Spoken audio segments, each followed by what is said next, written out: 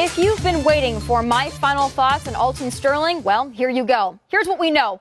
Police were called to a Baton Rouge convenience store on a man with a gun call. They approached Alton Sterling because he matched the description given by the caller. There was a conversation that led to some sort of altercation. We don't know why. A random person in a car pulled out a cell phone and recorded the incident just as officers pulled a taser on Sterling.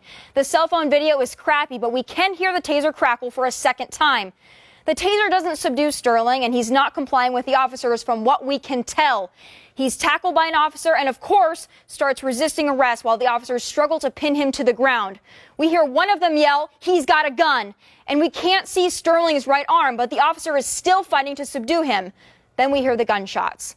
That is what we know. That is all we know. We don't know what we can't see. It is under investigation and for the Justice Department to decide. Whether or not it was justified is not for the court of public opinion to decide. It's for the Justice Department. This isn't for a sketchy cell phone video to decide. It's for the Justice Department. That's the way the law works. It's the same law that let Hillary Clinton off the hook yesterday. That's how this thing works. But get the story straight. Alton Sterling did not get shot for selling CDs, and to put forth that narrative is dishonest, just as hands up, don't shoot was dishonest. Be mad as hell, but don't create your own narrative. Here's what we know about Sterling. Sterling was a registered sex offender. He was previously arrested for aggravated battery, criminal damage to property, unauthorized entry, and domestic abuse battery. In 2009, he was sentenced to 5 years in prison for marijuana possession and for carrying an illegal weapon with a controlled dangerous substance. Family members said he was on probation when he died and would have not been allowed to carry a gun. That's what we know. It's interesting, though. When a terrorist shoots up a military recruiting center in Chattanooga, we can't seem to find a motive.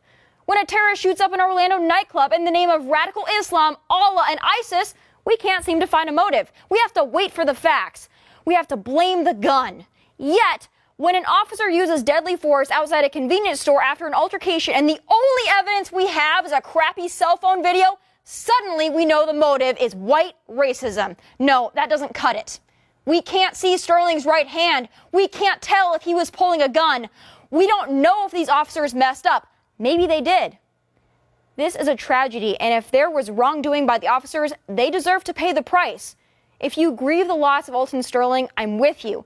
But do it based on what you know, not what you think you know. Those are my final thoughts. God bless, and take care.